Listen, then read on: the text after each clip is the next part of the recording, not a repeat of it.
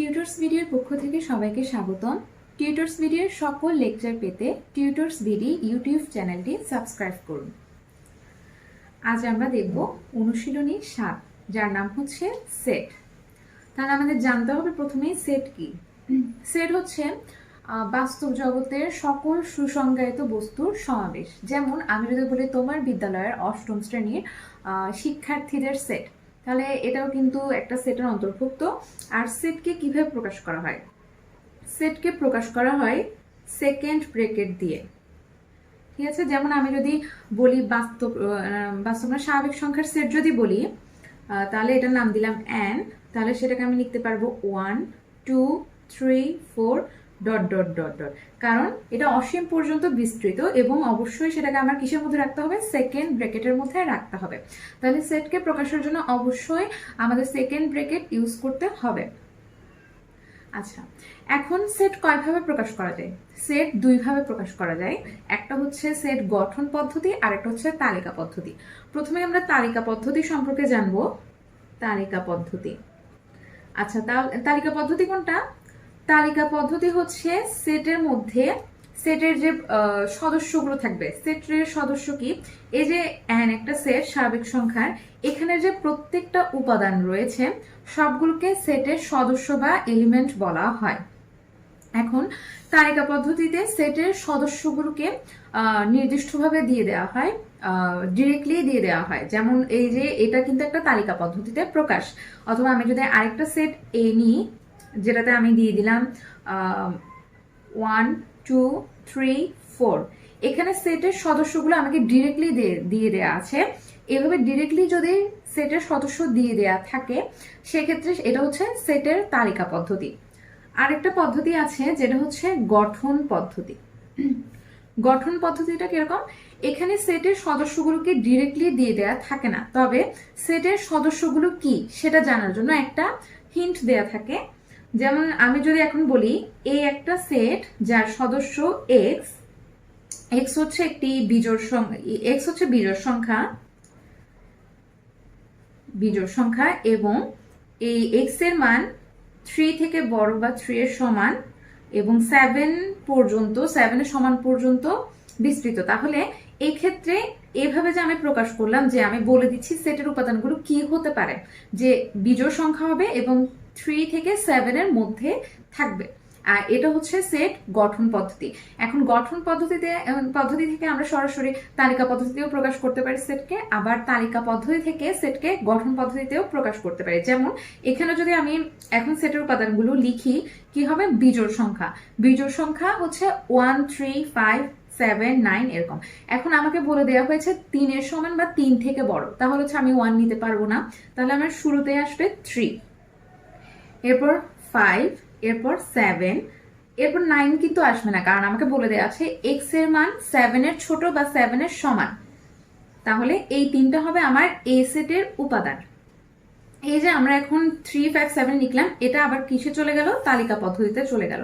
এভাবে আমরা সেটকে তালিকা ও গঠন পদ্ধতি এই দুইভাবে প্রকাশ করতে পারি। আচ্ছা, এখন জানবো সেটের প্রকারভেদ। সেটের প্রকারভেদ, কয় ধরনের সেট আছে এটা জানবো। তাহলে শুরুতেই যদি বলি, সেটা হচ্ছে সসীম সেট। সসীম সেট, সসীম সেট নাম শুনে বোঝা যাচ্ছে সসীম মানে একটা লিমিটের মধ্যে থাকবে, এর একটা সীমা থাকবে। তাহলে যদি সেটের উপাদানগুলোর একটা নির্দিষ্ট সীমা থাকে, একটা লিমিট থাকে, সেক্ষেত্রে সেই সেটটা হচ্ছে সসীম সেট। যেমন আমি গঠন পদ্ধতিতে যে উদাহরণটা দিয়েছিলাম, এই যে তালিকা পদ্ধতিতে যে উদাহরণটা দিয়েছিলাম 1 2 3 4, এখানে সেটের উপাদান হচ্ছে 4টা এবং সেগুলো হচ্ছে নির্দিষ্ট 1 2 3 4, আর কিন্তু কোনো এলিমেন্ট নাই। এই যে একটা লিমিটের মধ্যে আছে সেটের উপাদান, এটাই হচ্ছে সসীম সেট। অর্থাৎ সেটের উপাদানগুলো যখন একটা নির্দিষ্ট সীমা থাকবে তখন সেটা হচ্ছে সসীম সেট। এবার আরেকটা সেট সম্পর্কে জানবো, যেটা হচ্ছে অসীম সেট। নাম শুনে বোঝা যাচ্ছে এর কোনো কি থাকবে না? সীমা থাকবে না।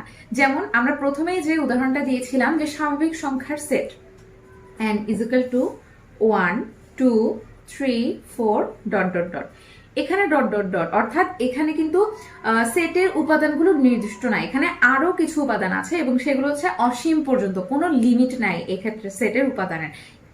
এটাকে বলা হচ্ছে কি অসীম সেট। এখন আরেকটা সেট সম্পর্কে জানবো, যেটা হচ্ছে ফাঁকা সেট।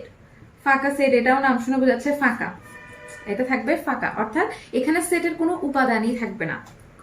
কোনো উপাদান যদি না থাকে সেটাকে আমরা এভাবে প্রকাশ করতে পারি ফাঁকা সেটকে, অথবা শুধুমাত্র সেকেন্ড ব্র্যাকেট দিয়েও প্রকাশ করতে পারি ভিতরে কোনো এলিমেন্ট না থাকলে। তাহলে ফাঁকা সেট হচ্ছে কোনো রকম কি থাকবে না, সেটের সদস্য থাকবে না, এটাই হচ্ছে ফাঁকা সেট। সেটের প্রকারভেদ জানলাম, এবার কিছু বিশেষ সেট সম্পর্কে জানবো। বিশেষ সেট সেগুলো কি? প্রথমে যেটা সম্পর্কে জানবো সেটা হচ্ছে উপসেট। আচ্ছা, উপসেট জিনিসটা কি? একটা কোন সেট থেকে যতগুলো ছোট ছোট ছোট করে করে একটা উপাদান নিয়ে বা দুইটা উপাদান নিয়ে যতগুলো সেট গঠন করা যায় সেগুলোকে বলা হয় উপসেট। যেমন আমি যদি একটা সেট ধরলাম এ হচ্ছে 1 2 3, তাহলে এখানে এ একটি সেট।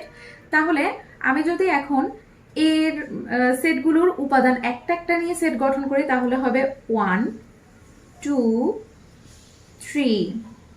আবার যদি দুইটা দুইটা উপাদান নিই তাহলে হবে 1 2 2 3 1 3। আবার যদি তিনটা উপাদান নিই 1 2 3। আবার যদি কোনো উপাদানে না নিই তাহলে হচ্ছে ফাঁকা সেট। তাহলে এই যে আমি এই একটা সেট থেকে প্রথমে একটা উপাদান নিয়ে সেট গঠন করলাম, আবার দুইটা উপাদান নিয়ে করলাম, আবার তিনটা উপাদান নিয়ে করলাম, আবার কোনো উপাদান না নিয়ে গঠন করলাম, এই যে প্রত্যেকটা সেট গঠন করেছি এগুলি হচ্ছে এই সেটের উপসেট। আবার এখানে একটা ব্যাপার আছে যে প্রকৃত উপসেট। আচ্ছা, তাহলে প্রকৃত উপসেট ব্যাপারটা কি? প্রকৃত উপসেট হচ্ছে যে সেটটা আমাকে দেয়াই আছে, যেমন হচ্ছে a 1 2 3, এটা ছাড়া যেটা দেয়া আছে সেটা ছাড়া যে বাকি উপসেটগুলো সেগুলোই হচ্ছে কি প্রকৃত উপসেট। অর্থাৎ এই ক্ষেত্রে 1 2 3 ছাড়া 1 2 3 3 এটা ছাড়া বাকি যে উপসেটগুলো থাকবে সেগুলোই হচ্ছে কি প্রকৃত উপসেট। ঠিক আছে? আচ্ছা, উপসেট গেল, প্রকৃত উপসেট গেল। এখন আরেকটা করব যেটা হচ্ছে সার্বিক সেট। সার্বিক সেট। আচ্ছা, সার্বিক সেট বোঝানোর জন্য প্রথমে আমি বলে দিই সার্বিক সেটকে ইউ দ্বারা প্রকাশ করা হয়। ঠিক আছে? এখন আমি ধরলাম ইউ একটা হচ্ছে সেট যার উপাদান হচ্ছে 1 2 3 4 5। এখন এই আরেকটা সেট ধরলাম যার উপাদান হচ্ছে 1 2 3। এখন দেখো এর সকল উপাদান কিন্তু ইউ এর মধ্যে বিদ্যমান আছে, আবার ইউ এর কিছু উপাদান কিন্তু এতে নেই। তাহলে এর সকল উপাদান যেহেতু ইউ এর মধ্যে বিদ্যমান তাই ইউ হচ্ছে এর সার্বিক সেট। ঠিক আছে? আবার এখানে যেহেতু 1 2 3 4 5 আছে, আমি যদি আরেকটা সেট নিই যেটা হচ্ছে স্বাভাবিক সংখ্যার set 1 2 3 4 5 dot dot dot dot dot, সেক্ষেত্রে আবার ইউটা কিন্তু এনটা কিন্তু ইউ এর সার্বিক সেট। কেন? কারণ ইউ এর সকল উপাদান এন এর মধ্যে বিদ্যমান। আচ্ছা, সার্বিক সেটকে সবসময় কিন্তু ইউ দ্বারা প্রকাশ করা হয়, সাধারণত ইউ দ্বারা প্রকাশ করা হয় সার্বিক সেট। এখন আরেকটা সেটের কথা জানবো যেটা হচ্ছে পূরক সেট। পূরক সেট। আচ্ছা, পূরক সেট কি? আমি যদি এ নামক একটা সেটের এর উপাদান ধরলাম 1 2 3 আর ইউ ধরলাম, সার্বিক সেট ধরে নিলাম 1 2 3 4 5। এখন আমি যদি এ সেটের পূরক সেট নির্ণয় করতে চাই তাহলে এর উপাদানগুলো ছাড়া সার্বিক সেটের বাকি যে উপাদানগুলো থাকবে সেগুলোই হচ্ছে এ সেটের পূরক সেট। আচ্ছা, পূরক সেটকে সাধারণত প্রাইম দ্বারা প্রকাশ করা হয়। প্রাইম দ্বারা প্রকাশ করা হয়। ঠিক আছে? তাহলে আমি যদি এ পূরক সেট বলি আমাকে এ প্রাইম লিখতে হবে। এ প্রাইম লেখা মানে হচ্ছে এ সেটের পূরক সেট নির্ণয় করব। আর পূরক সেট মানে হচ্ছে ইউ থেকে এর পূরক সেট হলে ইউ থেকে এর উপাদানগুলো বাদ যাবে, তার মানে এ প্রাইম ইজিক্যালটা হবে এ ইউ মাইনাস এ। এখন যদি আমার এখানে আরেকটা সেট থাকে 1 2 5, তাহলে আমি যদি বি প্রাইম নির্ণয় করতে যাই সেক্ষেত্রে আমার হবে ইউ মাইনাস বি। তাহলে আমরা এখানে 4টা সেট সম্পর্কে জানলাম। এরপর আমরা সেটের কিছু প্রক্রিয়া সম্পর্কে জানবো। সেট প্রক্রিয়া। আচ্ছা, সেট প্রক্রিয়ার মধ্যে প্রথমে জানবো সংযোগ সম্পর্কে। সেটের সংযোগটা কি? সেটের সংযোগকে প্রকাশ করা হয় ইউনিয়ন দ্বারা। যেমন দুটি সেট যদি আমি এ আর বি ধরে নিই, ধরলাম এই দুটোই এ আর বি, তাহলে এদের মধ্যে যদি আমি সংযোগ সেট নির্ণয় করতে চাই তাহলে আমাকে প্রকাশ করতে হবে এটাকে এ ইউনিয়ন বি। আর এ ইউনিয়ন বি এর উপাদানগুলো কি হবে? এ আর বি এর সকল উপাদান নিয়ে গঠিত সেটটাই হবে সংযোগ সেট। যেমন এ হচ্ছে এখানে 1 2 3 আর বি হচ্ছে এখানে 1 2 5। তাহলে আমি কি বললাম? সংযোগ সেট। আমরা যেহেতু সংযোগ করছি ইউনিয়ন, তাহলে সেক্ষেত্রে হবে দুটি সেটের সকল উপাদান নিয়ে গঠিত সেট। তাহলে এখানে সকল উপাদান আমার এখানে আসবে যে 1 2 3, এখানে তো 1 2 আছে চলে এসেছে, আর হচ্ছে 5। তাহলে এ আর বি এর সংযোগ সেট হবে 1 2 3 5। এখন আরেকটা সেট সম্পর্কে জানবো যেটা হচ্ছে ছেদ সেট।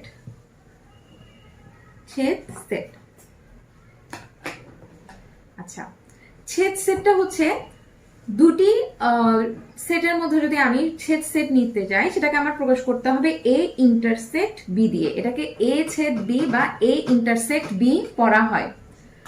আর সেক্ষেত্রে হচ্ছে এ আর বি এর সকল সাধারণ উপাদান নিয়ে গঠিত সেট, অর্থাৎ যা এ এর মধ্যেও থাকবে আবার যা বি এর মধ্যেও থাকবে।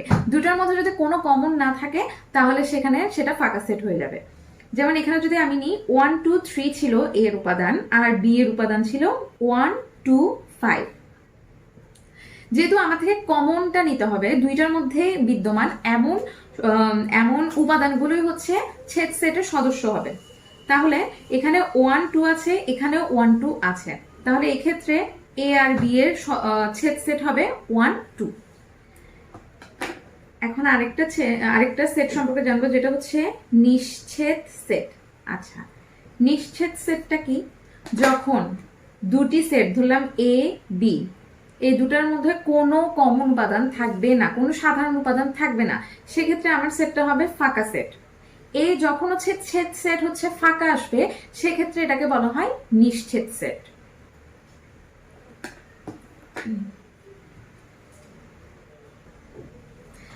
আরেকটা বিষয় আমরা একটু ক্লিয়ার হব, কারণ হচ্ছে যেহেতু আমাদের ম্যাথ করতে হবে সেক্ষেত্রে এই জিনিসটা দরকার হতে পারে। সেটা হচ্ছে সেটের অন্তর বা সেটের বিয়োগ। যেটা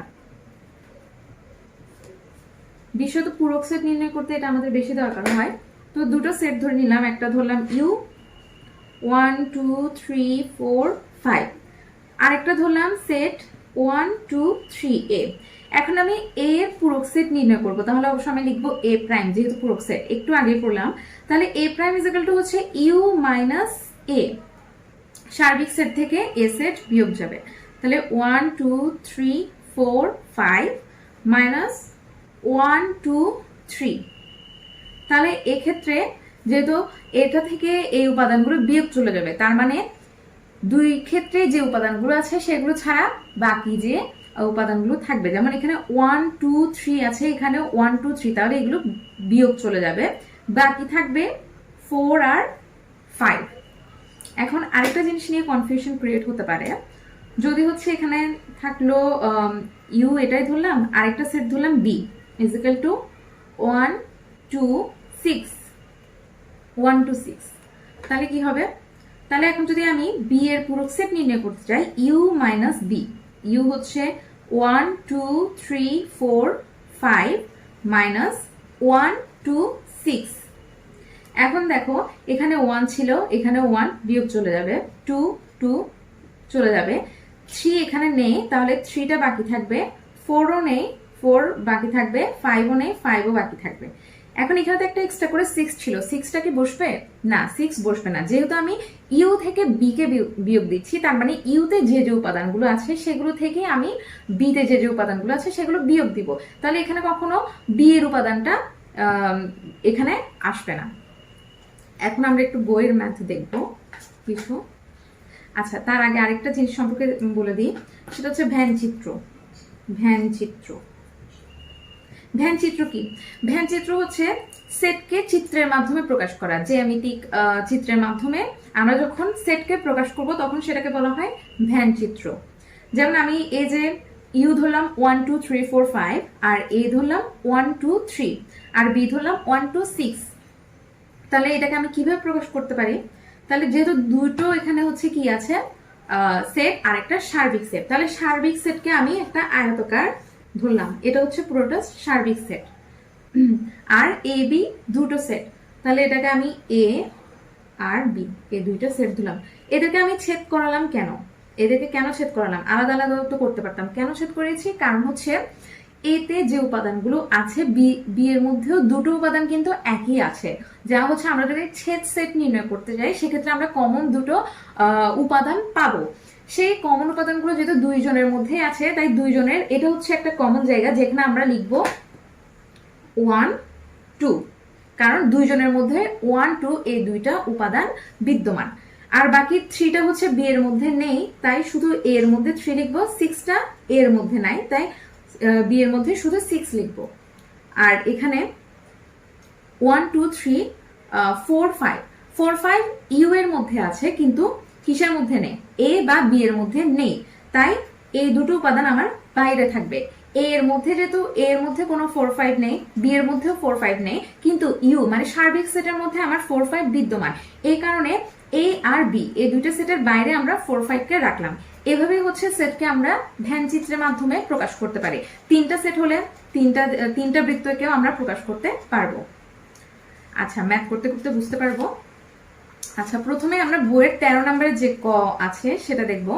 সেখানে আমাদেরকে একটা সার্বিক সেট দেয়া ইউ আর দুটো সেট এ আর বি দেয়া, আমাদেরকে যাচাই করতে বলা হয়েছে।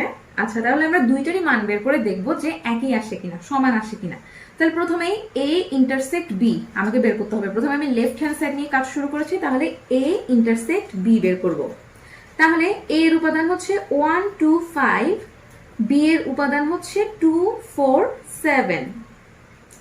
তাহলে ছেদ সেট মানে আমরা জানি যে দুটি সেটের মধ্যে সাধারণ উপাদানগুলো নিতে হয়। তাহলে এখানেও যেহেতু 2, এখানেও 2, তাহলে আমি এখানে নিব 2, তার মানে এ ইন্টারসেক্ট বি হচ্ছে 2।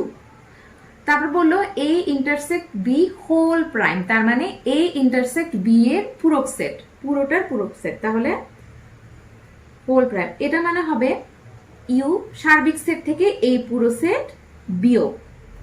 তাহলে সার্বিক সেট হচ্ছে 1 2 3 4 5 6 7, আর এ ইন্টারসেক্ট বি পেলাম 2। তাহলে আমার এখানে কি কি আসবে? 2, এখানে 2 আছে, তার মানে এটা চলে যাবে 1 3 4 5 6 7। তাহলে আমরা লেফট হ্যান্ড সাইডের মান বের করে ফেলেছি। এখন আমরা রাইট হ্যান্ড সাইড দেখবো। রাইট হ্যান্ড সাইড এ প্রাইম ইউনিয়ন বি প্রাইম। তাহলে প্রথমে আমি এ প্রাইম নির্ণয় করি। এ প্রাইম হচ্ছে এ এর পূরক সেট, তার মানে ইউ মাইনাস এ। ইউ হচ্ছে 1 2 3 4 5 6 7 7 মাইনাস এ হচ্ছে কত? 1 2 5, 1 2 5। তাহলে 1 2 5 বিয়োগ যাবে, বাকিগুলো বসবে যে 3 4 6 7। এখন বের করব বি প্রাইম। বি প্রাইম হচ্ছে ইউ মাইনাস বি হবে, তাহলে 1 2 3 4 5 6 7 মাইনাস বি হচ্ছে 2 4 7 2 4 7। তাহলে 2 4 7 বাদ দিয়ে যা থাকবে 1 3 5 6। এখন এদের union A prime union B, তাহলে A prime union B prime, তাহলে কত আসবে? 3 4 6 7 ইউনিয়ন 1 3 5 6। আমরা জানি ইউনিয়ন হচ্ছে দুটি সেটের সকল উপাদান নিয়ে গঠিত সেট, তাহলে এখানে সব উপাদান ইনক্লুড হবে। তাহলে প্রথমে আসবে 1 3 4 5 6 7। তাহলে দেখো এই যে এখানে আসলো 1 3 4 5 6 7, এখানেও 1 3 4 5 6 7, তার মানে দুই পক্ষই সমান আমরা প্রমাণ করতে পারলাম। এখন বইয়ের আরেকটা ম্যাথ দেখবো। আচ্ছা, এখানে চিত্র কিছুক্ষণ আগে যে আমি ভ্যান চিত্রের মাধ্যমে বুঝলাম, এখানেও একটা উদ্দীপকে আমাদের ভ্যান চিত্র দেয়া আছে, যার মধ্যে ইউ হচ্ছে সার্বিক সেট। এখানে 3টা সেট নাম দিয়ে দিই, এ বি সি। আচ্ছা, নামটা তোলা হয়নি আসলে। তাহলে এ বি সি, এখানে 3টা সেট আছে। প্রথমেই ক নাম্বারের কোয়েশ্চেন হচ্ছে এ সেটটি গঠন পদ্ধতিতে লিখো। আচ্ছা, এ সেটটি গঠন পদ্ধতিতে লিখার আগে আমাদের জানতে হবে এ সেটের উপাদান কি, তাহলে তো আমরা শর্ত দিতে পারবো। তাহলে ক নাম্বার, এ সেটের উপাদান আমরা চিত্র থেকেই পাচ্ছি 3 4 5 6। তাহলে 3 4 5 6। এখন এটাকে যদি আমি গঠন পদ্ধতিতে লিখতে চাই, কি লিখতে পারবো, যে x ধরলাম যে হচ্ছে স্বাভাবিক সংখ্যা, 3 4 5 6 এগুলো স্বাভাবিক সংখ্যা, এবং এখানে কিন্তু 3 থেকে 6 এর মধ্যে বিদ্যমান, তাহলে 3 আর এখানে 6। তাহলে এভাবে আমরা গঠন পদ্ধতিতে প্রকাশ করতে পারলাম। এখন দেখব খ। খ বললো এ বি সি কে তালিকা পদ্ধতিতে প্রকাশ করো। তাহলে কতে তো আমরা পেলামই 3 4 5 6 এর তালিকা পদ্ধতি পেয়ে গেলাম। বি দেখবো, বি হচ্ছে এই এতটুকু অংশ, তাহলে কত 4 5 8 9, 4 5 8 9।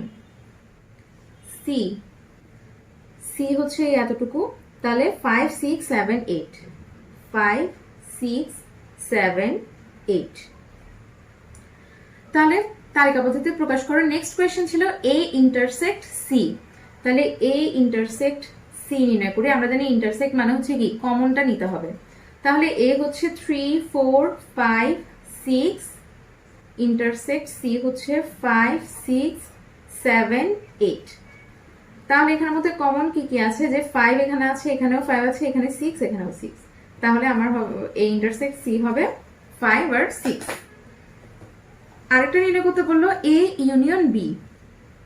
আচ্ছা, a union b, a union b, union হচ্ছে কি সকল উপাদান নিয়ে গঠিত সেট। তাহলে এ হচ্ছে 3 4 5 6, ইউনিয়ন বি হচ্ছে 4 5 8 9।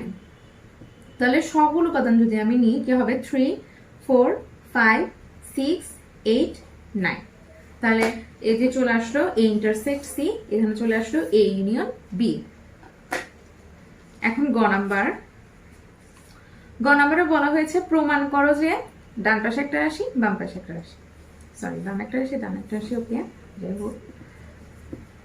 হ্যাঁ, আচ্ছা আমি একটু ইনফরমেশন গুলো লিখে নিই যে কি কি ছিল। ইউ দেয়া আছে আমার। আচ্ছা, ইউ কিন্তু সার্বিক সেট, চিত্র থেকে দেখা যাচ্ছে ইউ হচ্ছে সার্বিক সেট। এখানে যা আছে আয়তকার ক্ষেত্রটার মধ্যে যা যা উপাদান আছে সবকিছুই সার্বিক সেটের কি সদস্য। তাহলে এই যে 3 4 5 6 7 8 9 10 সবকিছুই কিন্তু সার্বিক সেটের সদস্য।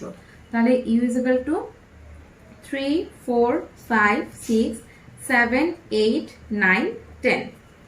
এরপর খতে আমরা কিন্তু দেখেছি এ আর বি এর মান বের করেছি। এখানে কিন্তু আমার এ বি নিয়ে কোয়েশ্চেন, তাহলে এ বি জানলেই হবে। এ হচ্ছে 3 4 5 6, এ 3 4 5 6, বি হচ্ছে 4 5 8 9, 4 5 8 9, 4 5 8 9। হ্যাঁ, তাহলে প্রথমে আমার যে রাশিটা দেওয়া আছে আমি লিখে নিই একটু এক পাশে, তাহলে হচ্ছে করতে সুবিধা হবে। A union B whole prime is equal to A prime intersect B prime. ঠিক আছে, তাহলে প্রথমে এ ইউনিয়ন বি বের করে নিলাম। A union B is equal to 3 4 5 6 union B, 4 5 8 9। Union হচ্ছে সকল উপাদান নিয়ে গঠিত সেট, তাহলে হবে 3 4 5 6 8 9। আবার a union B whole prime দেওয়া আছে, হোল প্রাইম, তার মানে u minus a union b পূরক সেট। তাহলে ইউ হচ্ছে 3 4 5 6 7 8 9 10 minus a union b, b এর মান বের করলাম, এ ইউনিয়ন বি এর মান 3 4 5 6 8 9। তাহলে আমি যদি বিয়োগ দিই আমার কি আসবে, এখানে 3 এখানে 3 বাদ, 4 4 বাদ, 5 5 বাদ 6 6 বাদ গেল, তাহলে 7 নেই, তাহলে 7টা বাকি থাকলো। আবার 8 আছে 9 9 বাকি থাকলো 10। তাহলে আমরা বের করে ফেললাম A union B whole prime. এখন পরের টার্মটা দেখবো আমরা এ প্রাইম। তাহলে এ প্রাইম নির্ণয় করি ইউ মাইনাস এ। ইউ হচ্ছে 3 4 5 6 7 8 9 10 মাইনাস এ হচ্ছে 3 4 5 6। তাহলে 3 বাদ 4 বাদ 5 বাদ 6 বাদ, তাহলে থাকলো কি 7 8 9 10। এখন বি প্রাইম নির্ণয় করব।